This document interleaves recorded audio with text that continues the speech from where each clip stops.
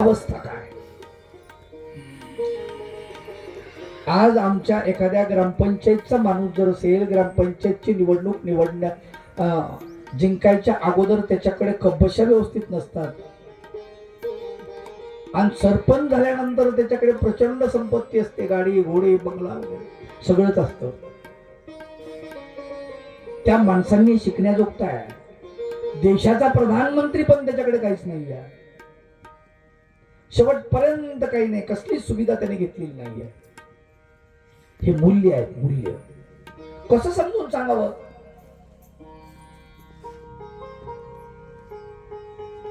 लाल बहादूर शास्त्री मरण पावले, तेव्हा त्यांचं अकाउंट तपासलं, त्याच्यामध्ये 305 रुपये फक्त, मात्र 305. देशाचा प्रधानमंत्री 305 रुपये. कमाल आहे ना. ताशकंदला देशाच्या करारासाठी गेलेले, जाताना त्यांची पत्नी म्हणते, अहो तुम्ही चालले एखादे धोत्राचं पान घेऊन जा नवीन. ते म्हणे, अरे मी काही फार मोठ्या देशाचं प्रतिनिधित्व करायला चाललो का? म्हणे माझा देश गरीब आहे. म्हणे 70% लोक अंगावर फाटके कपडे घालतात, त्या देशाचा मी प्रधानमंत्री आहे, त्यांचं प्रतिनिधित्व करायला चाललो. मी कसं नवं घालून जाऊ? म्हणे कसं नवं घालून जाऊ? कसली माणसं आहेत होई? हे मूल्य आहे, लक्षात ठेवा. मूल्य. आज पोरांना जर असं सांगितलं ना, ते म्हणतील काही बी सांगायला तुम्ही, खोटं बोलायले, असं होऊ शकत नाही. पण ज्याच्या अंगामध्ये धर्म मुरलेला आहे ना, ती माणसं मूल्यवान असतात. म्हणून 5000 वर्ष झाल्यानंतर सुद्धा कृष्ण कथा आजही आवडते. लोक ऐकायला येतात का? ते आपल्यात नाही, त्याची उणीव आपल्याला भासते म्हणून लोक ऐकतात. कळमकर बाबाचं चरित्र करून नाही ऐकत लोक. काहीच नाही केलं ना, काय दिवे लावले, काय केलंय सांगा ना तुम्ही? ज्यांनी काहीतरी केलंय देशासाठी, धर्मासाठी, समाजासाठी, त्यांच्यासाठी लोक येतात. त्यांच्यासाठी लोक येतात. भगवान गोपाल कृष्ण भक्तासाठी एवढं करतात, एवढं करतात, हद छोड़ के, हद छोड़ के. म्हणून कृष्ण बालपणी विष पिणारा कृष्ण आणि मोठेपणी शिव्या खाणारा कृष्ण, तुलना बघा काय जबरदस्त आहे. तेच आमच्या गोसाव्यामध्ये उतरलेलं आहे. अरे तुझं शरीर कधी धडधाकट आहे, बळदंड शरीर आहे, मोगरी सारखे हात पाय तुझे, खुशाल भीक मागतो, काम करत नाही. नांदेडला तो ब्राह्मण म्हणतो भगवंताला, ते म्हणतात मला कामच कोणी देत नाही. हो काय करू? मला काम कोणी दिलं तर काम केलं असतं मी. काम करायचं नाही असं काही माझं मत नाही. कमाल केली. किती बोला. काय स्वामींचं सूत्र आहे? तुम्हा मारिता पूजिता समानची होवा की हा.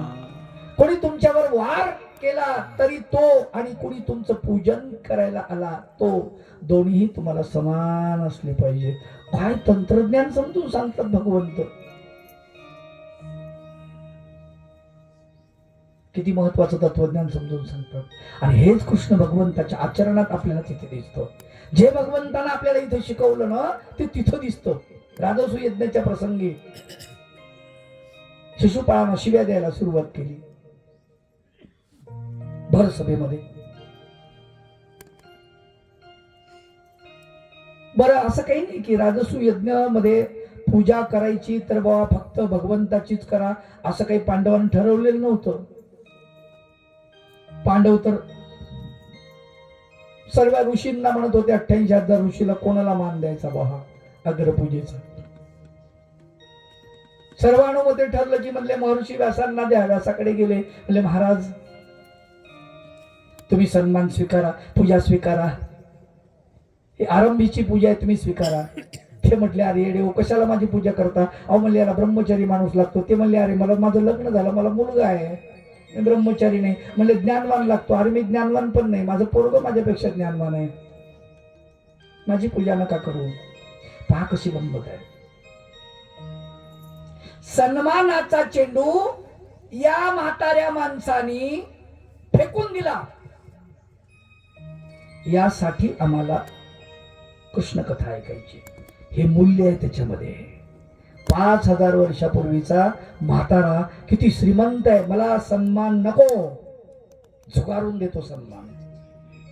बरं 5000 वर्षापूर्वीचं बालक बघा, ज्या शुकाकडे गेले आणि त्या शुकाला सांगितलं, मला तुम्ही सन्मान स्वीकारा, तुम्ही ब्रह्मचारी आहात, ज्ञानी आहात, तुम्ही स्वीकारा.